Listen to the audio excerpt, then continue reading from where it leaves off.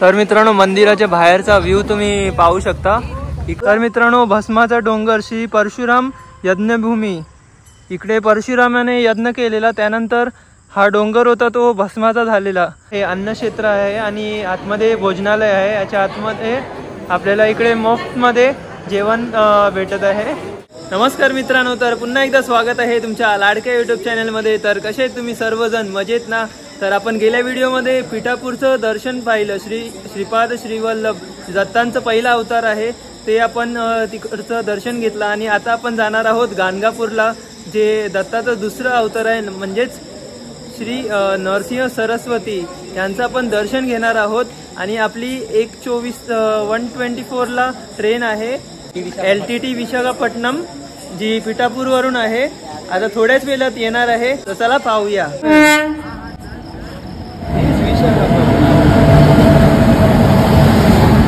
तर मित्रांनो आता सकाळ झालेली आहे आणि काल आम्ही ट्रेन पकडलेली 2 वाजता आणि आता 7च्या नंतर आम्ही पोहोचणार आहोत कलापूर स्टेशनला। चला तुम्हाला मी व्ह्यू दाखवतो बाहेरचा। हे बघा आमची पब्लिक।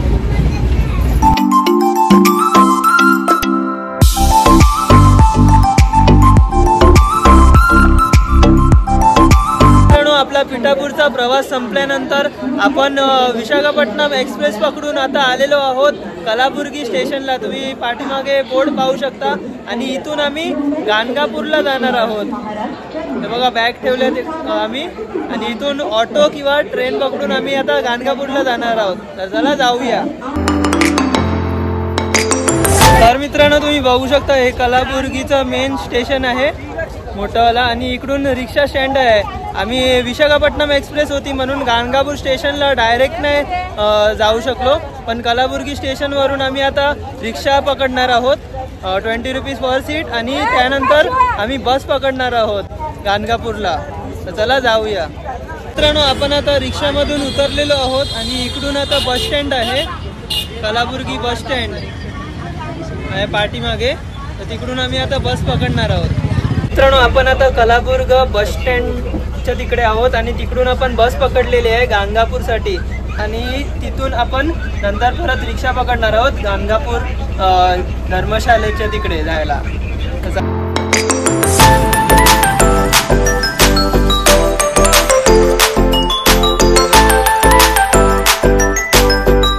मित्रांनो बसमधून आपण गाणगापूर स्टेशनला आलो। 51 रुपीज तिकीट होता आणि त्यानंतर 1000 रुपये सीटने आपण आलेलो आहोत। आता इथे धर्मशाला आहे गाणगापूरमध्ये, इकडे आम्ही आता राहणार आहोत। ते रूम्स अवेलेबल आहेत। चला जाऊया आपण। चला तुम्ही बघू शकता ही धर्मशाला आहे आणि इथे रूमची कॉस्ट आहे 200 पर डे आणि आम्ही 3 दिवस इकडे राहणार आहोत। तर 1200 रुपये 2 रूमचे आमचे होणार आहेत प्राइस। तर आता आम्हाला 2 रूम भेटलेले तिकडे, तर तिकडे आम्ही आता जाणार आहोत। चला आपल्याला आता धर्मशालेत रूम्स भेटलेले आहेत आणि जे बस स्टॉप आहे बस स्टॉपच्या थोडं पुढे म्हणजे 2 मिनिटाच्या अंतरावर आपल्याला इकडे श्री दत्त निवास भेटणार आहे, श्री दत्त भक्त निवास भेटणार आहे आणि इकडे आपल्याला अन्नक्षेत्र आहे, इकडे आपल्याला जेवण भेटणार आहे। तर चला जाऊया आणि जेवण करूया। बघा अन्नपूर्ण ट्रस्ट आहे।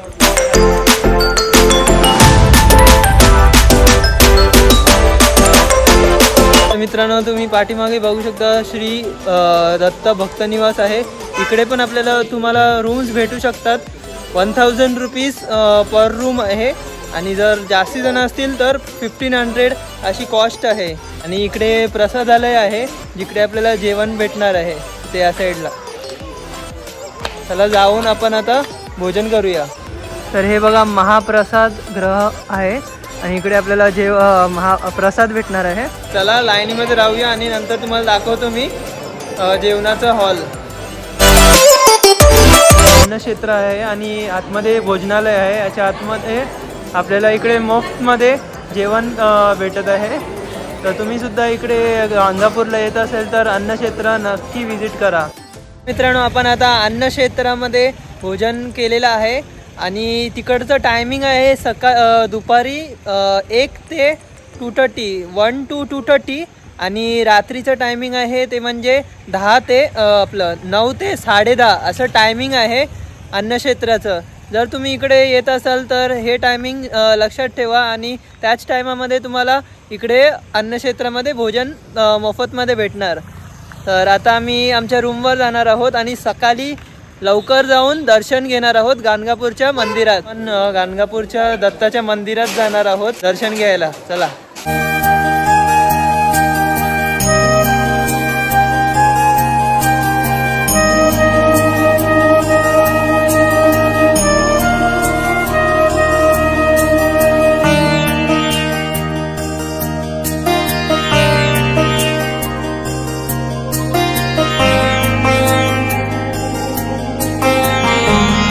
तर मित्रांनो गाणगापूरमध्ये आपण आता आहोत आणि इकडे नरसिंह सरस्वतीचं आपलं दर्शन झालेलं आहे। दत्तांचा दुसरा अवतार आणि पहिला अवतार म्हणजे श्रीपाद श्रीवल्लभ। जे नरसिंह सरस्वती आहेत ते इकडे संगमावर पण गेलेले, जिथे 2 नदींचा संगम झालेला भीमा आणि अमरजा। आणि इकडे भस्माचा डोंगर सुद्धा आहे जिथे परशुरामेने तपस्या केलेली। तिकडे पूर्ण जो डोंगर होता तो भस्म झालेला। आणि आता आपण ज्या गाणगापूरच्या मंदिरात आहोत, नरसिंह सरस्वतीच्या निर्गुण पादुका आहेत तिकडे। अक्कलकोटचे स्वामी समर्थ आणि शिर्डीचे साईबाबा हे दत्त महाराजांचे शिष्य होते आणि दत्त महाराजांचे अवतार 2च आहेत, श्रीपाद श्रीवल्लभ आणि नरसिंह सरस्वती। तर चला भेटूया आपण पुढे। तर मित्रांनो तुम्ही पाहू शकता गाणगापूरचा मेन प्रवेशद्वार आहे हा। याच्या बाहेर आपल्याला इकडे हार, फूल, नारळ वगैरे भेटणार आहेत मंदिरात वाहण्यासाठी। तर मित्रांनो पूजा सामग्री, प्रसादाचे स्टॉल आहे तिकडे पाहू शकता तुम्ही। दिगंबरा दिगंबरा श्रीपाद वल्लभ दिगंबरा दिगंबरा दिगंबरा श्रीपाद वल्लभ दिगंबरा दिगंबरा दिगंबरा श्रीपाद वल्लभ दिगंबरा दिगंबरा दिगंबरा। गाणगापूरच्या या मंदिरात 2 वेळा आरती होते, ते म्हणजे 12 वाजता आणि 8 वाजता रात्री होते। आणि आरती झाल्यानंतर माधुकरी असते, ते प्रसाद स्वरूप सर्वांना दिली जाते।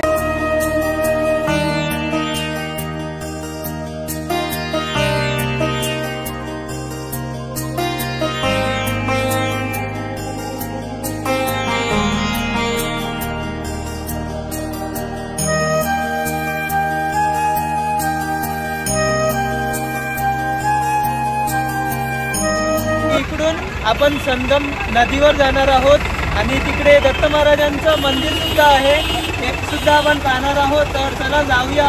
आता ऑटोमधून जाणार आहोत आपण। 15 रुपीज येण्याचं आणि जाण्याचं 15 rupees, 30 rupees total cost per person आहे। तर चला जाऊया।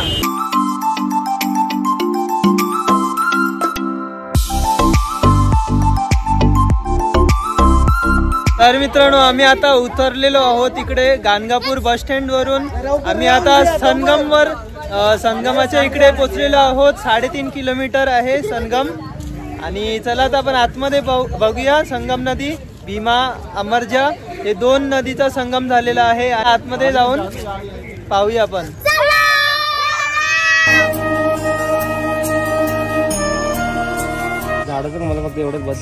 नदीतल्या फक्त झाडाला काय नाही, औदुंबर झाडाला। मित्रांनो इथून आपण आता खाली उतरतोय आणि इथे संगम नदी आहे, तुम्ही पाहू शकता। सध्या सुकलेली आहे, पावसाळ्यात पूर्ण भरते ती।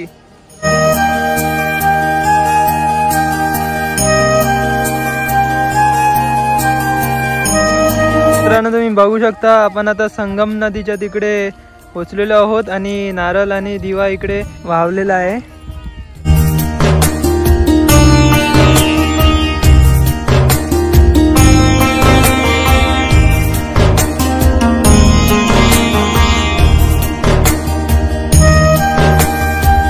मित्रांनो तुम्ही पाहू शकता संगम नदी आहे आणि इकडे दिवा आता सोडणार आहोत आपण, तुम्ही पाहू शकता।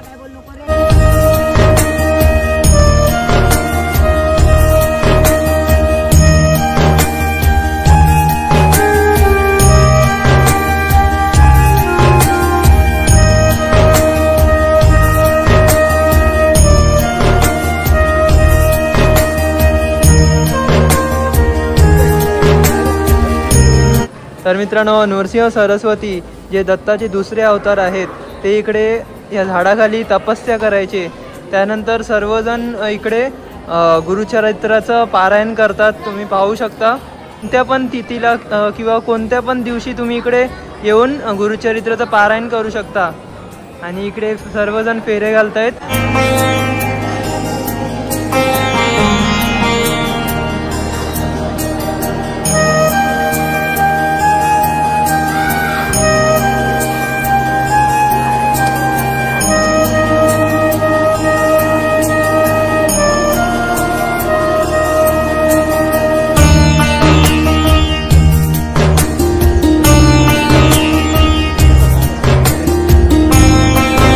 मित्रांनो, आपण संगम नदी पाहिली जिथे भीमा आणि अमरजा या दोन्ही नदीचा संगम झालेला. आणि त्यानंतर आपण पाहिलं की जे वटवृक्ष आहे त्याच्या खाली सर्वजण दत्ताचं पारायण करत होते, गुरुचरित्राचं पारायण करत होते. आणि अजून एक इथे मंदिर आहे नृसिंह सरस्वतीचं, तिकडे आपण आता दर्शन घेणार आहोत. तर चला आपण दर्शन घेऊया आता. दिगंबरा दिगंबरा श्रीपाद वल्लभ दिगंबरा दिगंबरा दिगंबरा श्रीपाद वल्लभ दिगंबरा दिगंबरा दिगंबरा श्रीपाद वल्लभ दिगंबरा दिगंबरा दिगंबरा श्रीपाद वल्लभ दिगंबरा दिगंबरा दिगंबरा श्रीपाद वल्लभ दिगंबरा दिगंबरा दिगंबरा श्रीपाद वल्लभ दिगंबरा.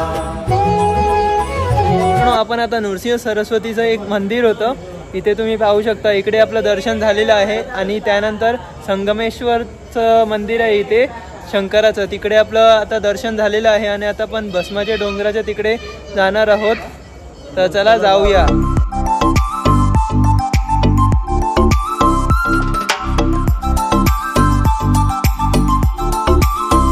तर मित्रांनो, संगमावर जे नृसिंह सरस्वतीचं मंदिर होतं तिकडे आपण दर्शन घेतलेलं आहे. आणि आता आपण आलेलो आहोत भस्माच्या डोंगर आपण पाहणार आहोत, भस्म हिल. तर चला जाऊया इकडून.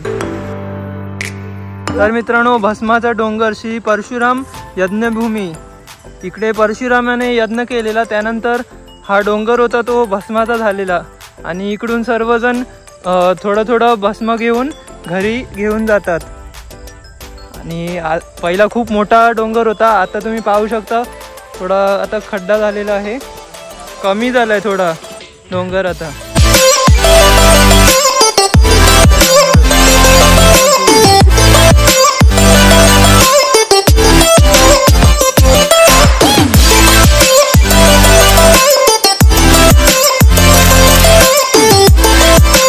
तर मित्रांनो, आपण भस्माचा डोंगर हा पाहिलेला आहे. आणि आता परत आपण गाणगापूरच्या मंदिरात आलेलो आहोत, नृसिंह सरस्वती. आणि आता आपण आजची आरती आहे ती आता आपण पाहणार आहोत. तर चला आतमध्ये जाऊन पाहूया.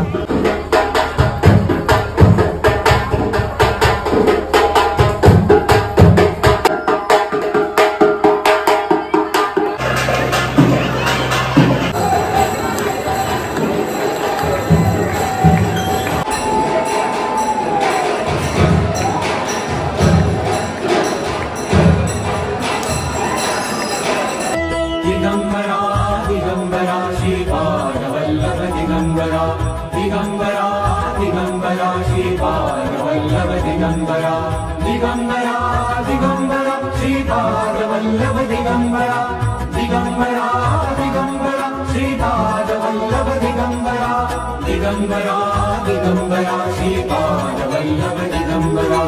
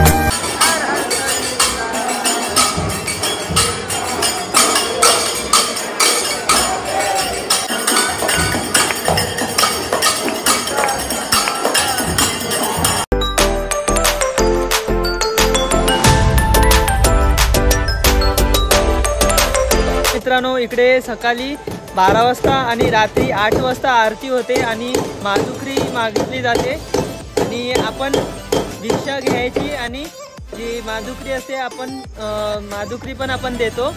तर दत्त महाराज सुद्धा माधुकरी म्हणजे भिक्षा मागायचे असं ही प्रथा आहे गाणगापूरच्या मंदिरात. तर मित्रांनो, आपलं गाणगापूर दर्शन झालेलं आहे आणि मी इथेच व्हिडिओला एंड करत आहे. तर कसा वाटला तुम्हाला हा व्हिडिओ ते नक्की कमेंट सेक्शन मध्ये कळवा. जर तुम्हाला माझा व्हिडिओ आवडला असेल तर व्हिडिओला नक्की लाईक करा.